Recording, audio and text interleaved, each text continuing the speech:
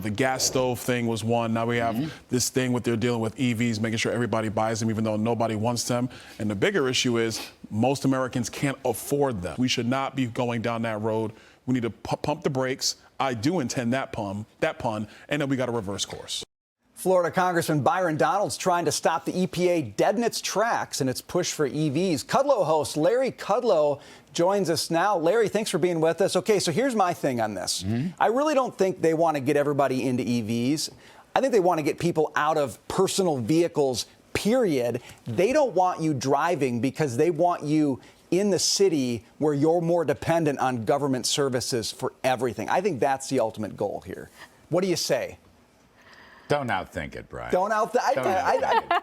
All right, what do you think? It is what it is. I mean, this is one of the greatest exercises in what Steve Forbes calls modern socialism through the regulatory state. This is central planning that would make Joe Stalin proud. They're basically changing an entire industry, and a big industry. I mean, over $1 trillion worth of sales. It's got to be still one of the biggest industries. And the great part is, they have no plans to make it work, right? They don't have the charging station infrastructure. They don't have the permitting to mine the minerals for the batteries. So we're going to make China even richer than they are presently.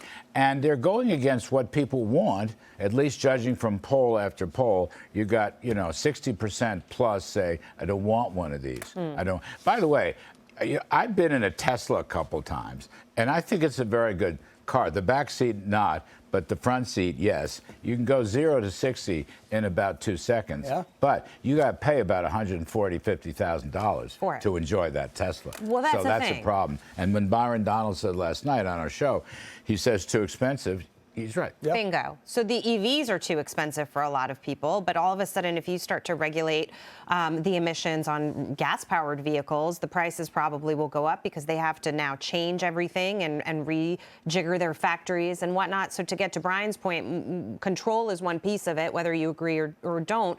But having said that, a lot of people may not be able to afford the regular gas-powered car that they were, able to have before. Look, that may be true. I mean, I think to meet this, they're going to have to spend a fortune. Right. They may put car companies out of business. Yeah. I mean, some of them are making a bet right now. Mary Barrett, GM's made a huge bet on this, but she hasn't shown anybody where she can get the minerals for the batteries. Okay. Ford, not so much.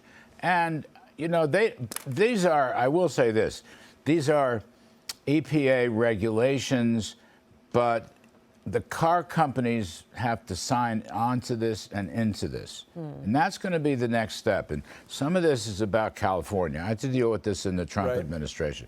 California's got biggest car sales, right? And the biggest automobile production. And they've always been in the, quote, vanguard of climate change and so forth. But the rest of the country, no. So there may be a rebellion, and there may be car makers, and the dealers are going to go crazy. Dealers outside of California do not like this at all. So I don't think it's about keeping them in the cities or in the country.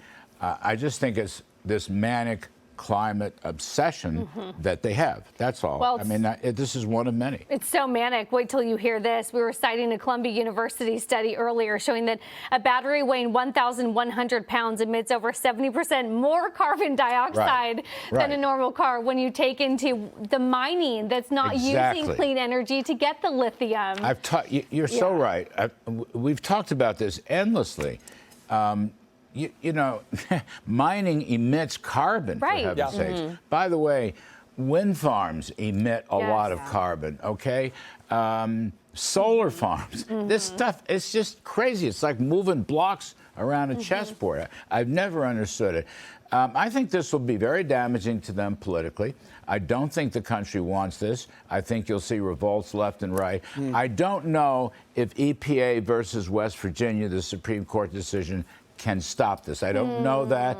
Byron Donalds, I asked him last night, he said that in the misnamed Inflation Reduction Act, they put in some kind of rule that permitted them to do this. That could still be challenged, but I don't know. Quickly, let's pivot to CPI. Those were the big numbers that we got this morning. Core higher than headline on a year-over-year basis. The Fed likely, still going to go in May. What do you think about some of the components of CPI? The CPI baffles me because there's just so much slicing and dicing. And I get it. Services ex energy was 7%. I'm looking at my sheets. Can I just pose this question? I agree with you. They'll go in May. Question is, will the Federal Reserve accept 3 to 4% inflation? Bingo. Yeah. Or will they strive for 1 to 2%? 3 to 4. 1,000%. We are rewriting the rules here, so this is the perfect time to do it. And that's why they're going to say, oh, see, at 5%, we're actually pretty close to our new target. Well, you may be right. I don't think they know. I think, by the way, at the next meeting, just reading Nick Timiraos of the Wall Street Journal, the honorary Fed chairman, who's never been confirmed. I think my pal Austin Goolsbee is getting ready to dissent. He doesn't even want to go another quarter. Right. And there was another name, I think, the fellow running the Philadelphia Fed. So, yeah, and the White House is going to oppose any. I mean, the other thing is, look, money supply, M2, is crashing. It is. Did you see what those British economists said? Yes, With I did. M2 money that. supply that bad, a recession is here, and effectively. Money supply is crashing. The yield curve is steeply inverted.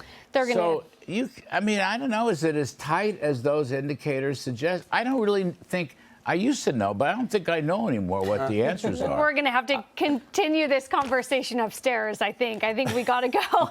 Larry, thank you so much. Don't forget to watch Kudlow weekdays at 4 p.m. Eastern, Thank you, Taylor. right here on Fox Business.